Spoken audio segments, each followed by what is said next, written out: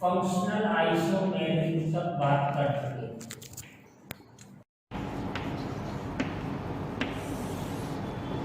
देखिए functional isomerism में क्या है, functional isomerism, functional isomerism, functional isomerism का मतलब टू और more than two compounds, two और more than two compounds,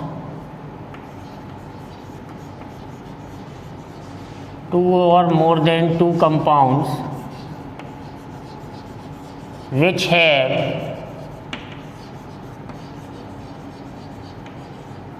same molecular formula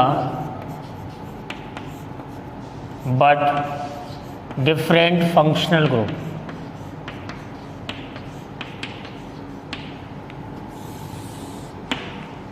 gentleman, दो या दो से ज़्यादा ऐसे कंपाउंड जिनके मॉलिक्यूलर फार्मूला सेम होंगे लेकिन फंक्शनल ग्रुप डिफरेंट होंगे, उनको हम बोलेंगे क्रियाशील समघटक, और इस समघटकता को बोलेंगे क्रियाशील समघटकता, मतलब फंक्शनल आइसोमेरिज्म। जैसे मान चलो कि एक छोटा सा बहुत ही पॉपुलर सा एग्जांपल है कि C2H6O, ये मॉलिक्यूलर फार्मूला आपको गिवन है। C2H6O इस मॉलिक्यूलर फार्मूले में आप देखें कि मैंने आपको बताया था कि आप इस फार्मूले से एल्कोहल बना सकते हैं और या फिर ईथर बना सकते हैं, क्योंकि एक ऑक्सीजन है तो एक ऑक्सीजन के लिए आप एल्कोहल बनाएंगे या ईथर बनाएंगे। तो देखिए एल्कोहल क्या बन सकता है, एल्कोहल बन सकता है C2H5OH और ईथर बन जाएगा CH3OCH3। It is called ethyl alcohol.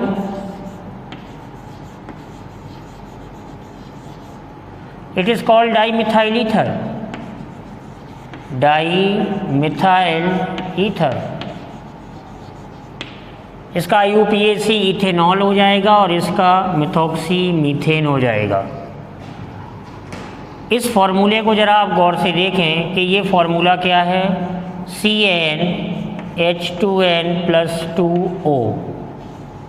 तो ध्यान देना है कि ये फॉर्मूला, जनरल फॉर्मूला, अगर CnH2n+2 हो जाएगा then you have to make alcohol and ether.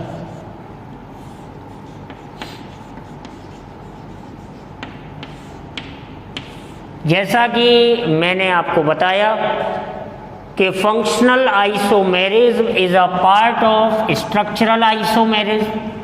Functional isomerism structural isomerism का एक हिस्सा है और स्ट्रक्चरल आइसोमर्स की प्रॉपर्टीज़ मैंने आपको बताई थी कि मॉलिक्यूलर फार्मूला सेम होगा, तो सब मॉलिक्यूलर फार्मूला सेम है। और इन दोनों में आप देखेंगे कि जो DU है, डिग्री ऑफ अनसैचुरेशन, वो 0 होता है, तो DU भी सेम हो गया। इन दोनों की प्रॉपर्टीज़ अलग अलग हैं। एल्कोहल पानी में घुलता है, ईथर पानी में घुलता नहीं है। एल्कोहल का बॉइलिंग पॉइंट 76 डिग्री सेल्सियस या उसके से ज़्यादा होता है, ईथर का बॉइलिंग पॉइंट 20 डिग्री सेल्सियस के लमसम होता है। एल्कोहल पानी के साथ H बॉन्ड बनाता है, ईथर पानी के साथ H बॉन्ड नहीं बनाता है। एल्कोहल में आप देख सकते हैं कि ये जो H है वो एसिडिक है जेंटलमैन, क्योंकि ये किससे कनेक्ट है, ऑक्सीजन से, और जब ये ऑक्सीजन से कनेक्ट है तो ये एसिडिक हुआ, और एसिडिक हुआ तो ये एक्टिव हुआ। लेकिन यहाँ पे जो H है वो एसिडिक नहीं है, क्योंकि ये sp3 कार्बन से कनेक्ट है। मैंने आपको बताया कई बार कि अगर ये कार्बन sp होता तो ये एसिडिक H होता, तो इस केस में जब ये H एक्टिव है तो इथाइल एल्कोहल में अगर सोडियम का टुकड़ा डाल दिया जाए तो रिएक्शन होगी, लेकिन मिथॉक्सी मीथेन मतलब डाईमिथाइल ईथर में यदि सोडियम का टुकड़ा डाला जाए तो रिएक्शन नहीं होगी। तो हम बात कर रहे हैं फंक्शनल आइसोमर्स की। बेसिक बात आपको ध्यान रखना है कि डिफरेंट फंक्शनल ग्रुप होना चाहिए। फंक्शनल आइसोमेरिज्म में और भी केस होंगे। देखिए, दूसरा केस होगा कि मैंने आपको पढ़ाया था 1 degree, 2 degree and 3 degree amine. तो 1 degree, 2 degree and 3 degree amine are Fi, are functional isomers, क्योंकि इनमें डिफरेंट फंक्शनल ग्रुप हैं। 1 डिग्री एमाइन का functional group NH2, 2 degree amine का फंक्शनल ग्रुप NH होता है, और 3 डिग्री एमाइन का functional group tertiary nitrogen atom, जिसको बोलते हैं टर्शरी नाइट्रोजन एटम। ये 3 डिग्री एमाइन है, ये 2 डिग्री एमाइन का फंक्शनल ग्रुप है जिसको इमाइन बोलते हैं, और ये 1 डिग्री है जिसको एमिनो बोलते हैं नॉर्मली। ये 3 डिग्री एमाइन हो गई। कोई जनरल सा फार्मूला लें, जैसे अगर हम एमाइन की बात करें CH3NH2, तो एक तरफ मैं लिख रहा हूँ Fi, एक तरफ लिख रहा हूँ एमाइन या मॉलिक्यूलर फार्मूला। तो इसमें एक ही कार्बन है जेंटलमैन। अब इसका सेकेंडरी एमाइन तो बन नहीं सकता, तो ये फंक्शनल आइसोमेरिज्म शो नहीं करेगा। अगर मैं इस एमाइन को 1 डिग्री ले लूँ, CH3CH2NH2, तो इसमें देखें ये इसका 2 डिग्री एमाइन बन सकता है। कैसे बन सकता है कि अगर मैं मिथाइल लगा दूं और दूसरी साइड मिथाइल लगा दूं, तो ये 1 डिग्री एमाइन है और ये 2 डिग्री एमाइन है, तो दोनों क्या हो गए, फंक्शनल आइसोमर हो गए। तो ये फार्मूला फंक्शनल आइसोमर शो कर देगा। इस तरह से CH3CH2NH, CH2CH3, इसमें कितने कार्बन हैं, टोटल 4। अगर इसका मैं टर्सरी एमाइन बनाऊं तो एक मिथाइल लगा दूं, एक इथाइल लगा दूं और एक मिथाइल और लगा दूं, तो ये 2 डिग्री एमाइन है, ये 3 डिग्री एमाइन है। Both are functional isomer.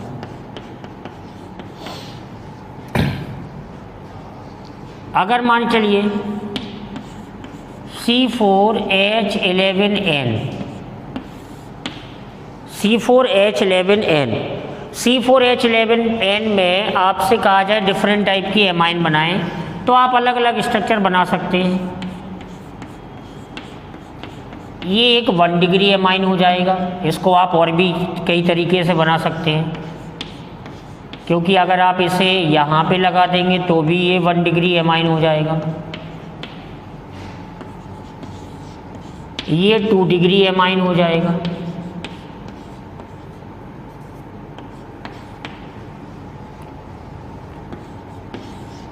ये भी 2 डिग्री एमाइन हो जाएगा। यहाँ पे C3 लगा दो, ये C2 हो गया। ऐसे ही आप 3 डिग्री एमाइन बना सकते हैं, C2N और C1C1 लगा दीजिएगा, तो ये 1 डिग्री हो गया, ये 3 डिग्री हो गया। तो अब आप क्वेश्चन सॉल्व करते समय पेयर बना सकते हैं और बता सकते हैं कि ये जो पेयर हैं ये क्या रिप्रेजेंट कर रहे हैं।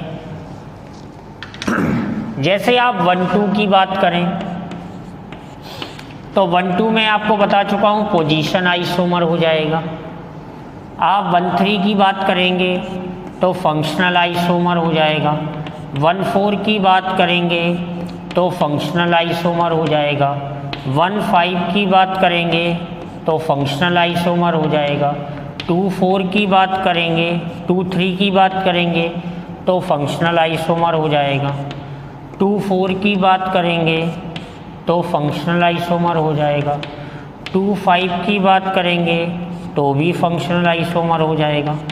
3-4 की बात करेंगे, 3-4 की बात करेंगे तो आगे हम लोग पढ़ेंगे, अभी मैंने बताया नहीं है, लेकिन ये क्या हो जाएगा, मेटा आइसोमर्स हो जाएगा।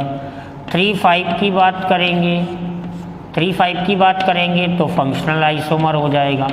4-5 की बात करेंगे तो ये फंक्शनल आइसोमर हो जाएगा।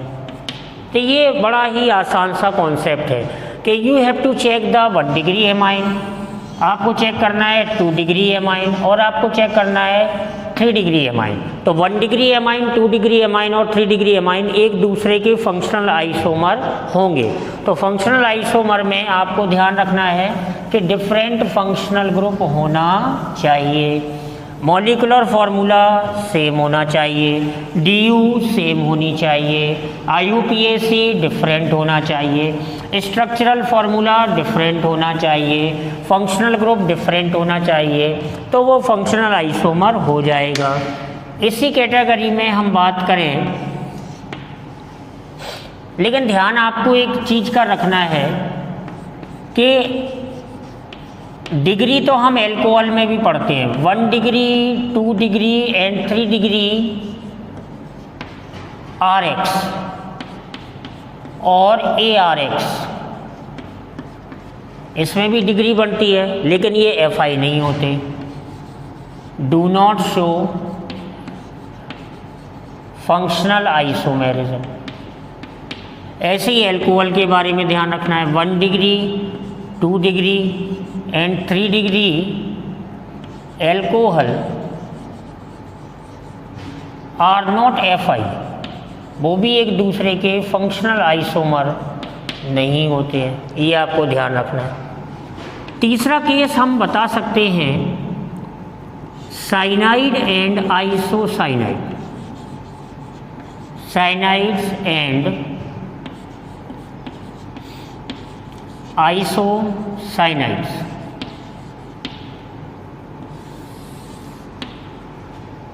ये दोनों एक दूसरे के फंक्शनल आइसोमर हैं। साइनाइड में मैंने आपको बताया था कि जो फंक्शनल ग्रुप होगा वो C++ से रिप्रेजेंट किया जाएगा, और आइसोसाइनाइड में जो फंक्शनल ग्रुप होगा वो N, एक डबल बॉन्ड आएगा और एक डेटिव बॉन्ड, एक कोऑर्डिनेट बॉन्ड आएगा जो कार्बन की तरफ होगा, और N वहाँ पे डोनर साइड होगा। अब यहाँ पर कोई ग्रुप जुड़ा रहेगा, यदि मैं यहाँ पे R को लगा दूँ जेंटलमैन, तो ये अल्काइल साइनाइड हो जाएगा, अल्काइल साइनाइड हो जाएगा। अगर मैं यहाँ पे R लगा दूँ तो ये अल्काइल आइसोसाइनाइड हो जाएगा।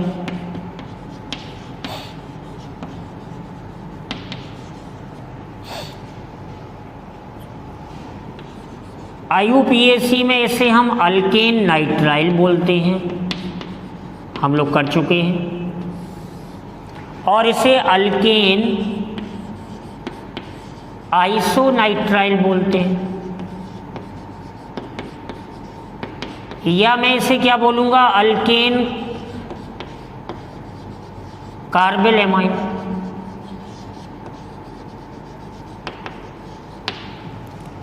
This is IUPAC, this is common name, this is common name, this is IUPAC। और बच्चे लोग हम ये देख सकते हैं कि ये नाइट्रोजन कंटेनिंग कंपाउंड है।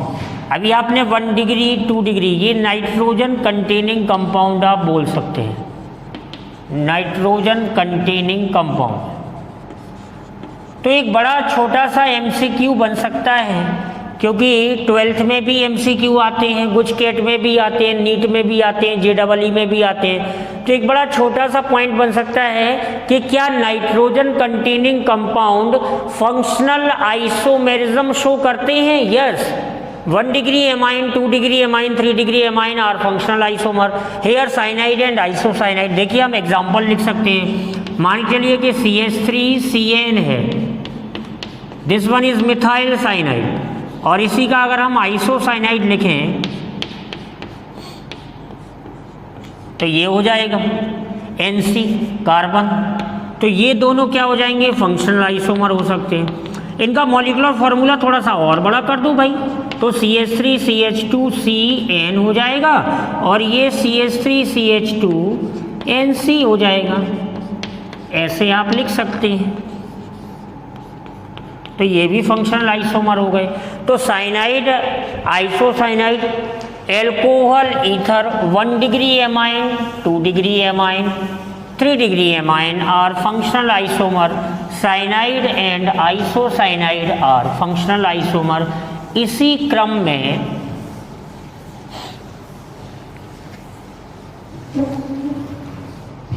देखिए आपसे एक छोटा सा बेसिक क्वेश्चन पूछा जाए, अगर मान चलो कि इस तरह से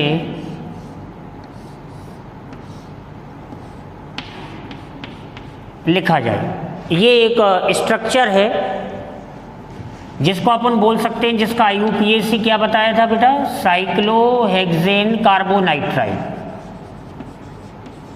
साइक्लोहेक्सेन कार्बोनाइट्राइड। स्पेशल सफिक्स का केस आ गया क्योंकि ये काउंट नहीं होगा PCC में। अब अगर ये ऐसे लिखा हुआ है, देखिए, तो आप देखें कि ये N साइड से लिंकअप हो रहा है, तो देखने पे कुछ लोग सोचेंगे ये CNE है ना, ऐसा नहीं है, ये आइसोसाइनाइड है, तो इसको बोलेंगे साइक्लोहेक्सेन कार्बेलेमाइन।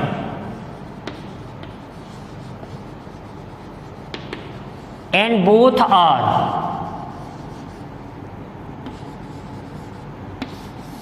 Fi, दोनों एक दूसरे के क्या हो जाएंगे, फंक्शनल आइसोमर हो जाएंगे। ध्यान देने वाली बात है। अगला इसी में केस आता है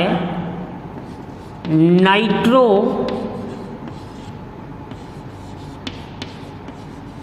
अल्केन एंड अल्काइल नाइट्राइड।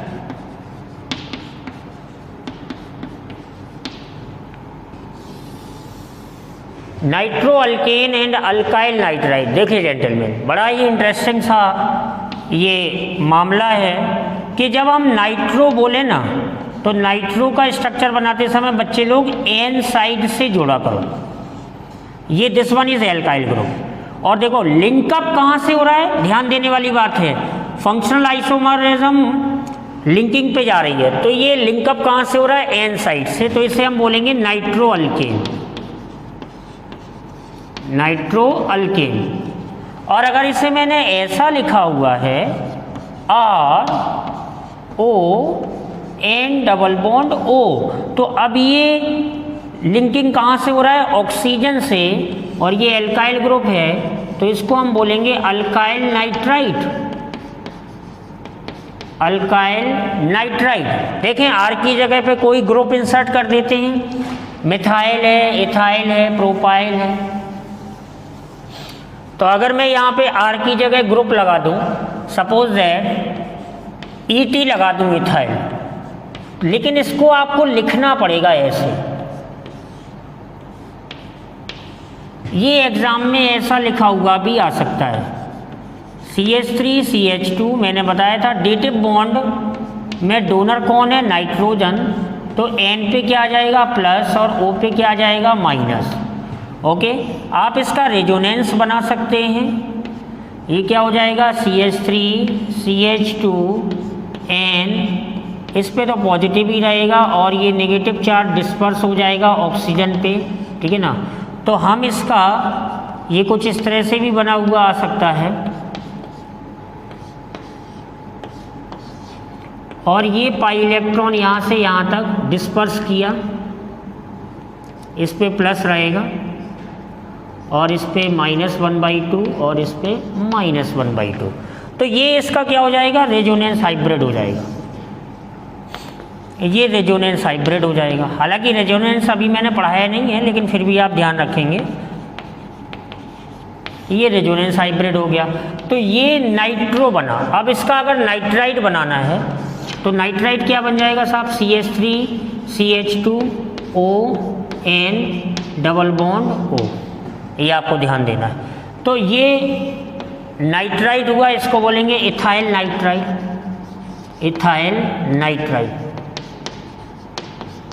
आप यहाँ पे देखो कि यहाँ पे पाई बॉन्ड था, हालांकि ऑक्सीजन के पास 2 लोन पेयर है, नाइट्रोजन के पास लोन पेयर है, ऑक्सीजन के पास 2 लोन पेयर है, तो ये लोन पेयर से तो रिच है भाई साहब। मतलब इन फ्यूचर ये न्यूक्लियोफाइल हो सकता है, इन फ्यूचर ये लुईस बेस हो सकता है, लेकिन इसमें रेजोनेंस नहीं हो सकता, क्योंकि यहाँ पे पाई के बाद फिर लगातार 2 सिग्मा आए हैं, लेकिन यहाँ पे ऐसा नहीं था, है ना। यहाँ पे नेगेटिव चार्ज था, सिग्मा था और ये पाई था, तो यहाँ पे रेजोनेंस हो रहा है, लेकिन यहाँ पे रेजोनेंस नहीं हो रहा है। अगर ये सेपरेट आएगा NO2 माइनस तो हम रेजोनेंस करा सकते हैं। तो these are the functional isomer.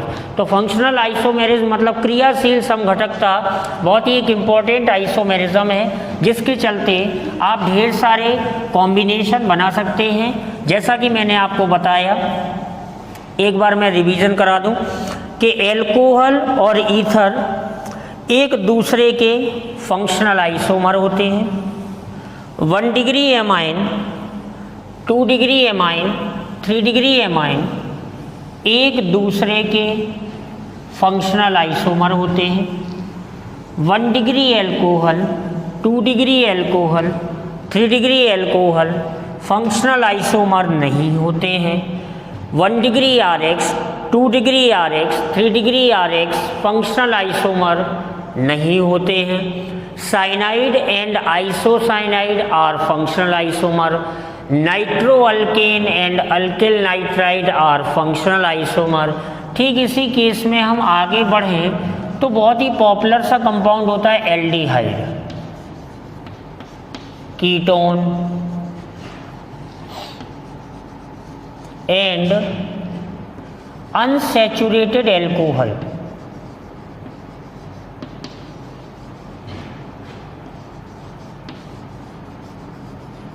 Unsaturated alcohol,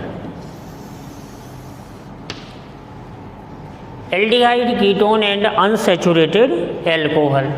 तो एल्डिहाइड ग्रुप मतलब CHO हुआ, ketone group C double bond O हुआ, और अगर अनसैचुरेटेड एल्कोहल की बात की जा रही है जेंटलमैन, इसका मतलब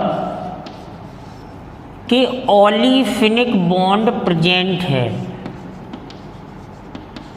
this bond is called olefinic. मैंने आपको क्लास में क्लियर किया था कि आप बड़ी आसानी से ऑर्गेनिक कंपाउंड के ढेर को सेपरेट कर सकते हैं, मतलब सैचुरेटेड और अनसैचुरेटेड। जब तक किसी ऑर्गेनिक कंपाउंड में ओलिफिनिक बॉन्ड या acetylenic bond C triple bond C नहीं पाया जाता है, तब तक आप उसे सैचुरेटेड बोलेंगे, अनसैचुरेटेड नहीं बोलेंगे। तो यहाँ पे लिखा हुआ है क्लियरली अनसैचुरेटेड एल्कोहल।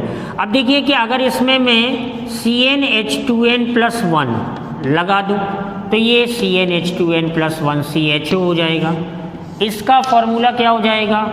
CnH2n+1 2 लगाने पड़ेंगे तो ये CO CnH2n+1 हो जाएगा साहब।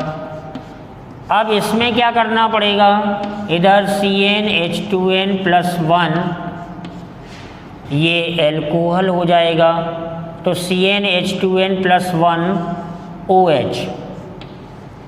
तो ये नॉर्मल एल्कोहल नहीं है, मतलब यहाँ पर CnH2n टाइप का कोई ग्रुप आएगा, +1 नहीं होगा। जैसे मान चलिए कि देख लेते हैं CH2 डबल बॉन्ड CHOH, तो यहाँ पे C2 है और H कितने हैं? 4, तो CnH2nO। इस तरह का फॉर्मूला हो जाएगा। यहाँ पे भी फॉर्मूला यही हो गया, CH2 डबल बॉन्ड C। इसको हम बोलते हैं, मैंने बताया था क्लास में कि this group is called vinyl, है ना। तो इसको बोल देते हैं विनाइल एल्कोहल। जरा कीटोन बना के देखें कि क्या बन रहा है इस फॉर्मूले के लिए।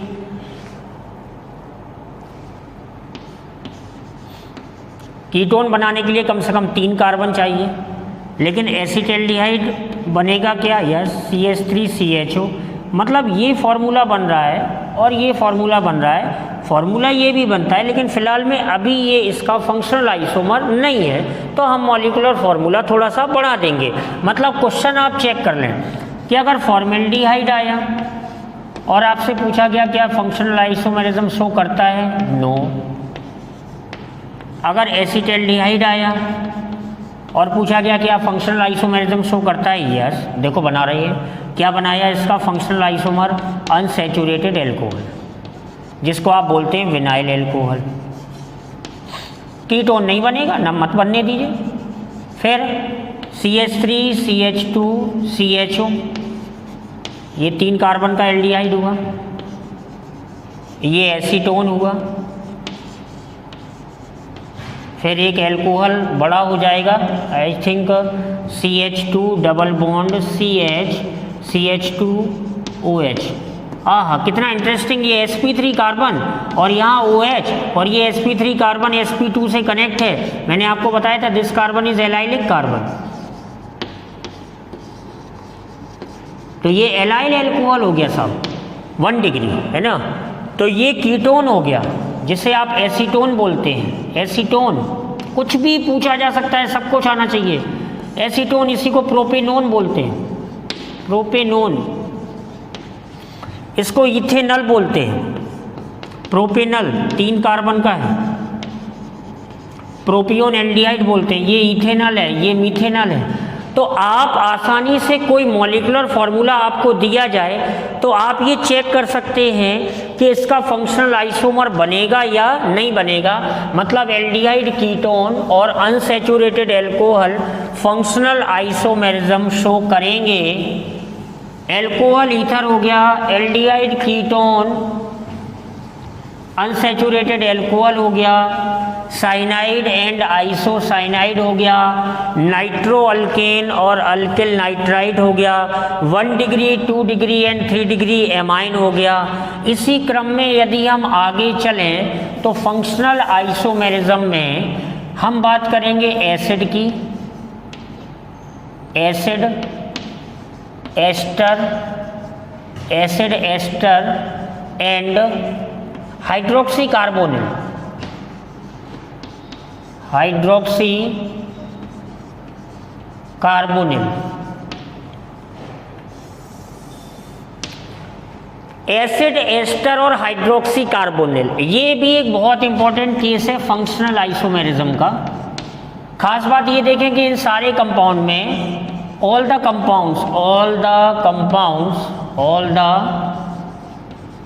कंपाउंड्स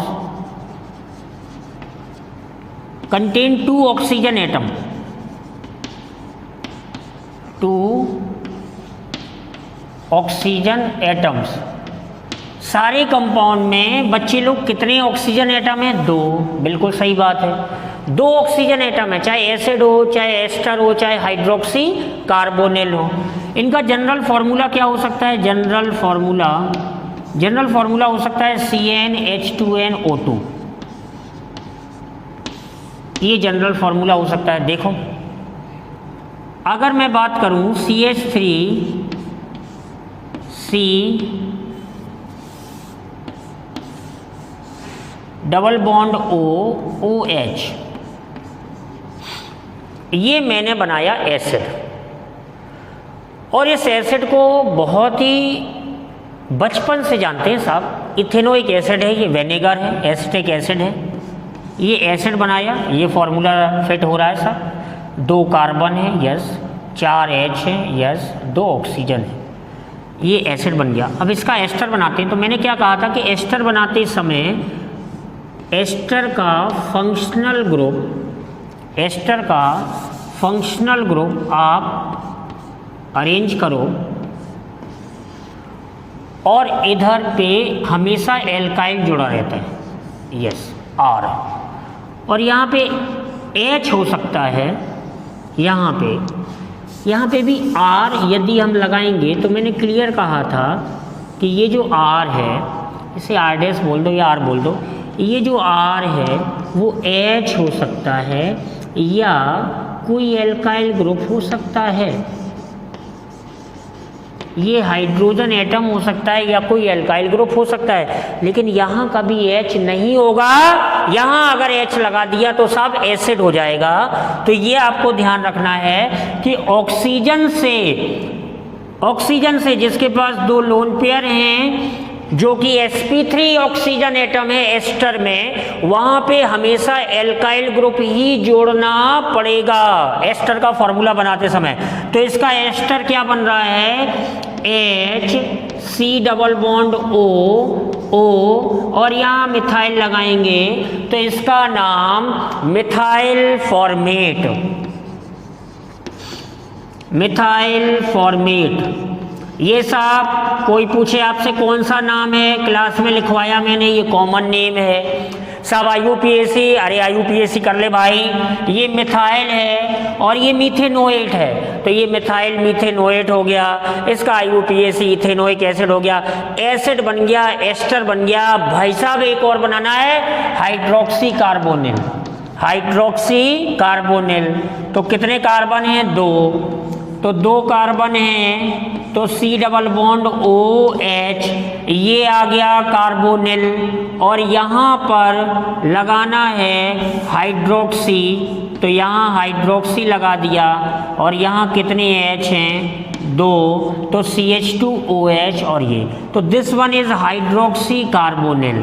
आप देखिए 2 फॉर्मूले हैं, 2 कार्बन हैं, सॉरी 2 ऑक्सीजन है और H कितनी है? 4। बच्चा कहता है सर इसका IUPAC क्या होगा? अरे भाई कितना आसान है, ये 1 और ये 2, ये 2 हाइड्रोक्सी, 2 हाइड्रोक्सी इथेनल हो गया साहब, 2 हाइड्रोक्सी इथेनल हो गया। देखो ध्यान से कि ये एसिटल्डिहाइड ही तो रहा, ये एसिटल्डिहाइड रहा, ये एसिटल्डिहाइड रहा, sp3 कार्बन, ये एसिटल्डिहाइड रहा, और इस sp3 कार्बन पे हमने H की जगह हाइड्रोक्सी डाल दिया, तो ऐसे कंपाउंड को हम बोलते हैं हाइड्रोक्सी कार्बोनिल। तो हाइड्रोक्सी कार्बोनिल एसिड एस्टर और फंक्शनल आइसोमर, बहुत ही बेहतरीन केस। एम्स में और JEE में कई बार क्वेश्चन पूछा जाता है डायरेक्ट, ध्यान देंगे प्यारे बच्चों। इसके बाद इसी में थोड़ा सा फॉर्मूला बड़ा कर दिया। बड़ा क्या कर दिया साहब? 3 कार्बन ले लिए तो H 6 लेने पड़ेंगे, ऑक्सीजन 2 लेने पड़ेंगे, फॉर्मूला तो यही है। अब देखो यहाँ पे पहले हम एसिड बना लेते हैं, तो एसिड बन जाए भाई साहब CH3CH2 C double bond O और ये OH, ये बन गया एसिड जिसका नाम आप पढ़ चुके हैं प्रोपियोनिक एसिड या प्रोपेनोइक एसिड। अब भाई साहब इसका एस्टर बनाना है तो भूलना नहीं है, एस्टर बनाते समय यहाँ ऑक्सीजन से H नहीं, एल्काइल ग्रुप जुड़ा होना चाहिए। तो हम यहाँ पे अरेंजमेंट कर रहे हैं, हमारे पास 3 कार्बन उपलब्ध हैं, तो हम कुछ इस तरह का स्केलेटन लिख लेंगे, and this skeleton belong to the ester. तो यहाँ पे C1 का मतलब 1 कार्बन, और मैंने आपको बताया कि 1 कार्बन हो तो 3 H लगा दो, 2 कार्बन हो तो 5 H लगा दो, और 3 कार्बन हो तो 7 H लगा दो। तो भाई साहब यहाँ पर 1 कार्बन है तो ये मिथाइल हो जाएगा, ये भी मिथाइल हो जाएगा, तो यहाँ पे हम मिथाइल लिख सकते हैं और यहाँ पर भी हम मिथाइल लिख सकते हैं। हमने क्या कहा? ये एल्काइल होता है और ये एल्केनोएट होता है, तो इसका IUPAC क्या हो जाएगा? मिथाइल इथेनोएट हो जाएगा, मिथाइल इथेनोएट। तो यू कैन सी दैट कि एसिड हुआ, एस्टर हुआ और हाइड्रोक्सी कार्बोनिल हुआ, ये एक दूसरे के फंक्शनल आइसोमर हो गए। तो देखिए साहब फंक्शनल आइसोमर में हमने कितने पेयर, कितने केस सीखे, आप उन सब की समरी नोट कर लो। समरी तो नोट करनी पड़ेगी। पहला केस मैंने आपको बताया था एल्कोहल एंड ईथर, तो आप एक रफ आइडिया ले लो। फंक्शनल आइसोमर पेयर, पहला मैंने बताया एल्कोहल एंड ईथर, दूसरा क्या बताया? दूसरा बताया 1 degree, 2 degree and 3 degree amine.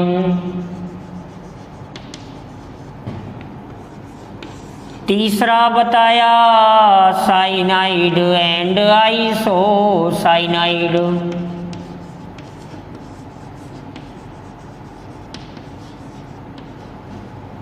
उसके बाद बताया nitro and nitrite.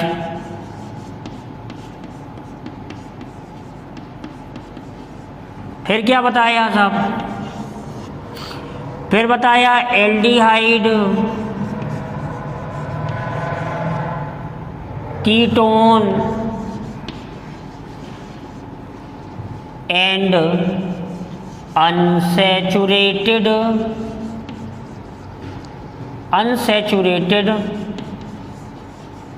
Alcohol, unsaturated alcohol. फिर क्या बताया? Acid, ester and hydroxy carbonyl.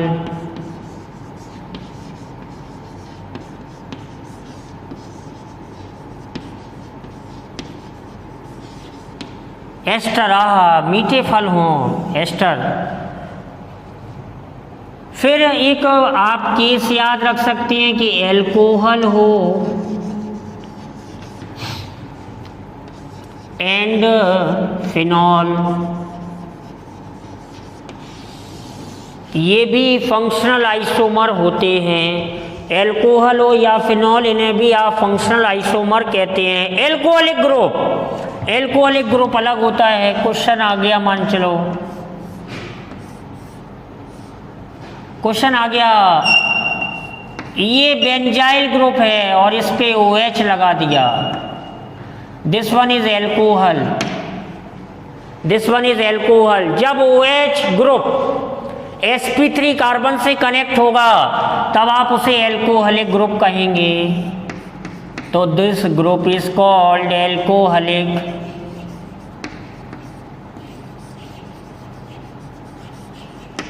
और इसी का फंक्शनल आइसोमर बनाएं अगर,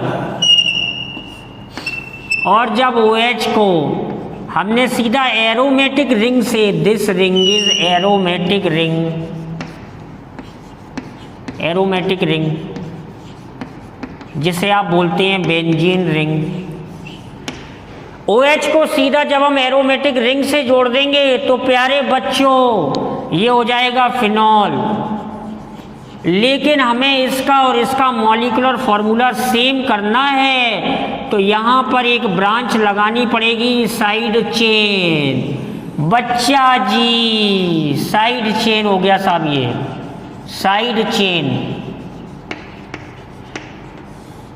तो ये इसे मैंने कॉपी में बनवाया आपको। जब हम IUPAC सीख रहे थे एरोमेटिक कंपाउंड के, तो इसे बोलते हैं ऑर्थोक्रिसॉल। क्या बोल देंगे? ऑर्थोक्रिसॉल। इसमें 2 और बनते हैं साहब, बनाए थे हम लोगों ने। ये ऑर्थोक्रिसॉल है, यहां लिखे दे रहा हूं, गड़बड़ मत करना। ऑर्थोक्रिसॉल, यहाँ पर CH3 लगा दिया जाए तो ये मेटाक्रिसॉल है। और एक CH3 अगर नीचे अगली पोजीशन पे दूसरे स्ट्रक्चर में लगा दिया जाए तो पैराक्रिसॉल हो जाएगा। मतलब समझो आप कि alcoholic group and phenolic group are different functional group. ये फंक्शनल आइसोमर कहलाते हैं। ध्यान देने वाली बात है।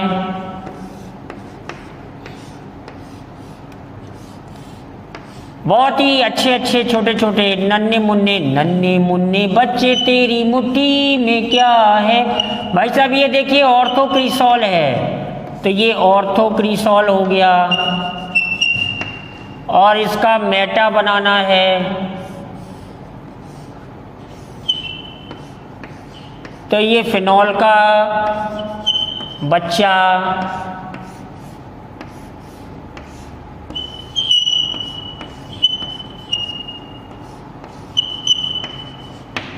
ये तो ये मेटाक्रिसॉल हो गया।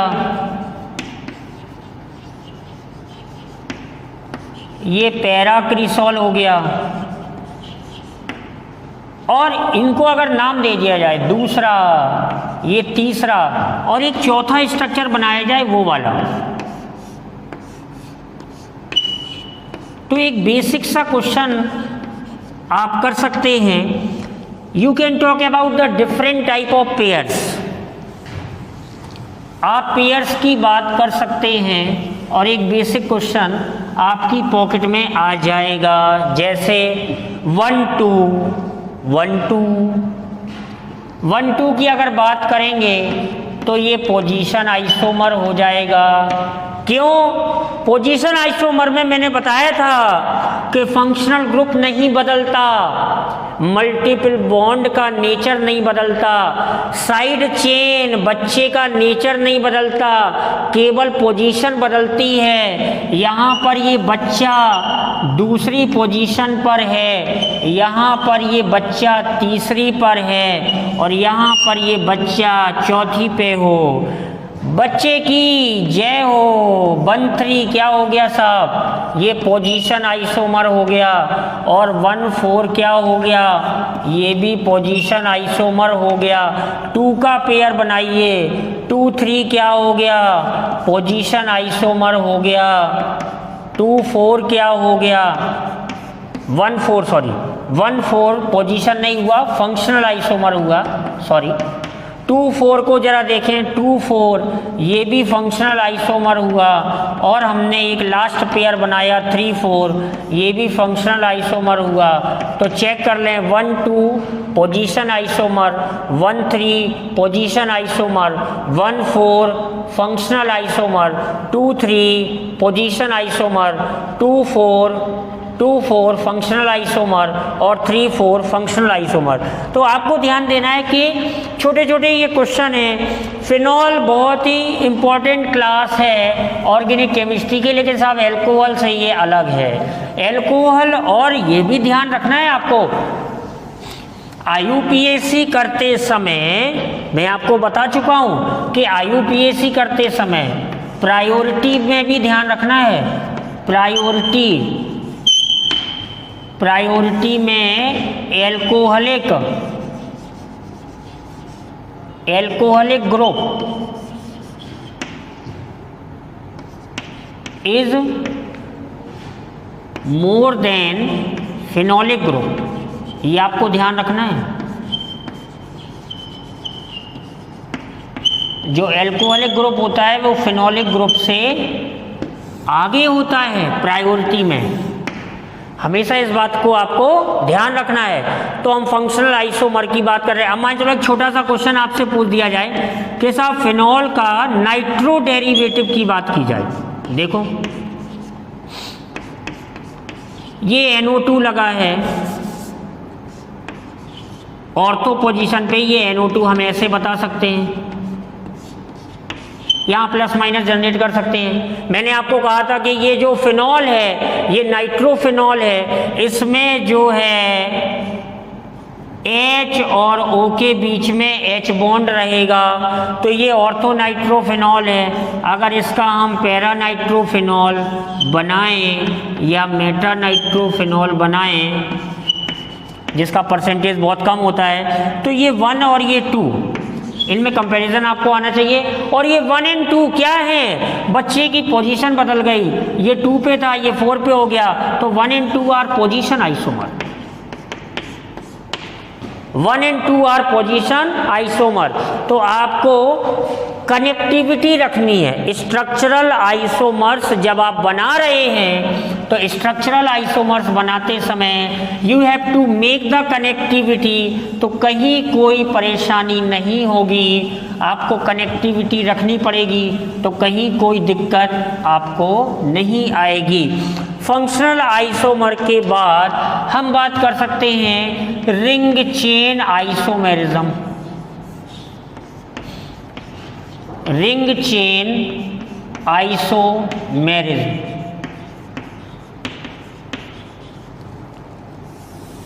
जिसको शॉर्ट में बोलते हैं RCI। रिंग चेन आइसोमेरिज्म की सबसे खास बात क्या है कि टू कंपाउंड्स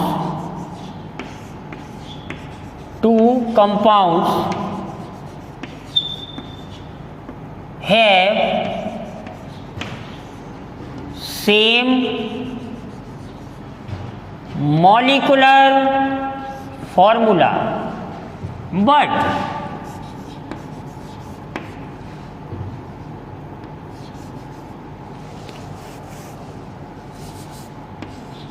one compound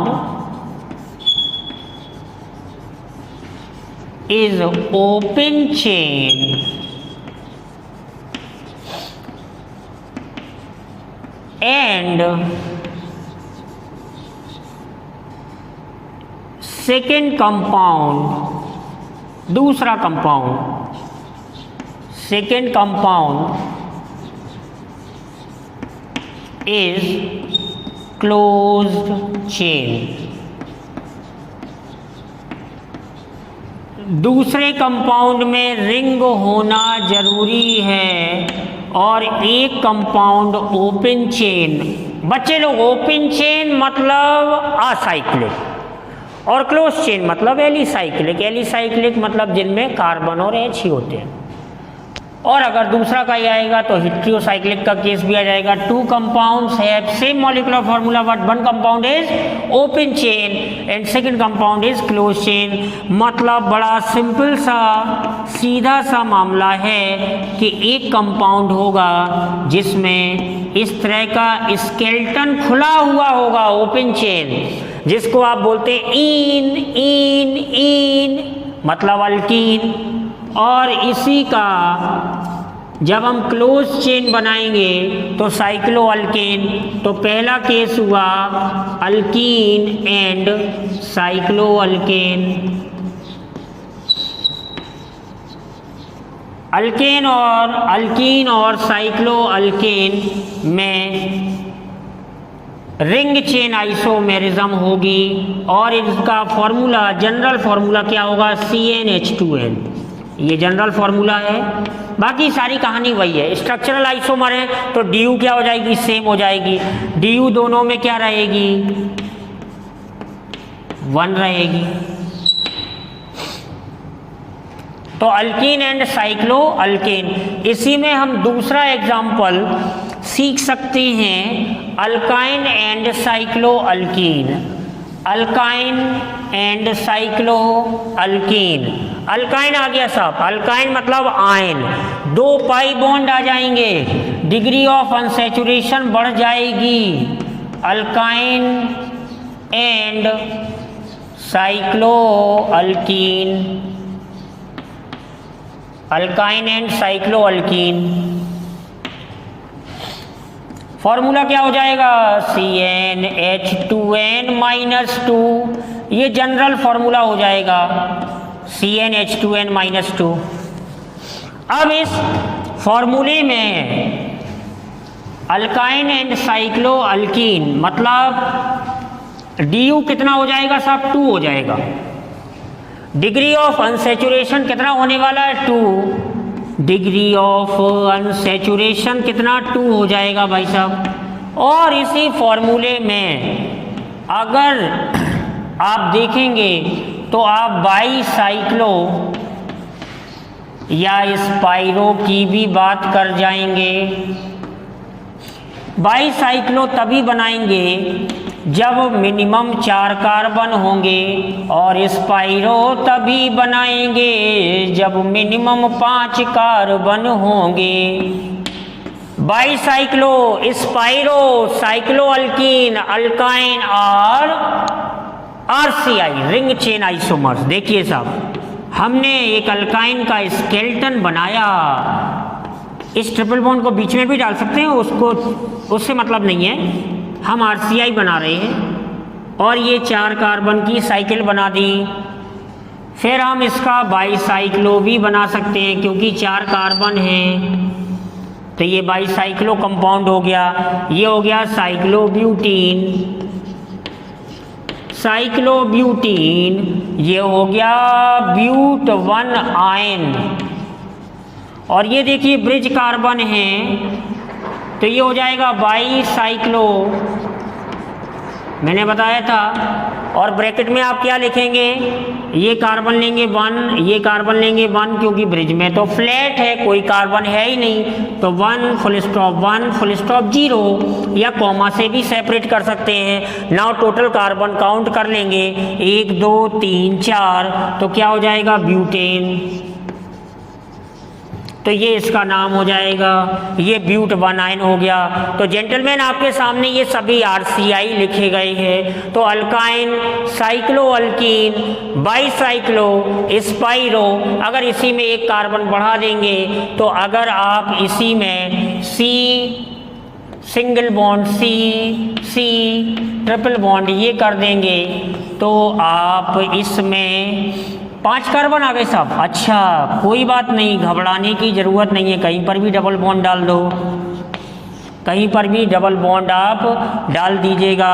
और ये बाईसाइक्लो बना था, तो इस पे एक ब्रांच लगा देंगे। टोटल कार्बन 5 है ना, इसका स्पाइरो भी बनाएंगे, तो ये स्पाइरो हो गया। तो ये सभी क्या हो गए, RCI। देखो ये ओपन चेन है, ये क्लोज चेन, लेकिन इन दोनों में रिलेशन अलग होगा, ये एक दूसरे के RCI नहीं होंगे। तो हम 1 का रिलेशन बनाएंगे, तो 1 2 1 3 1 4 1 2 1 3 1 4 RCI 1 2 1 3 और 1 4 RCI, मतलब रिंग चेन आइसोमर। तो स्ट्रक्चरल आइसोमेरिज्म में chain isomerism, position isomerism, functional isomerism, ring chain isomerism चर्चा होगी मेटामेरिज्म और टोटोमेरिज्म की। तब तक पढ़ते रहिए, तैयारी करते रहिए। All the best.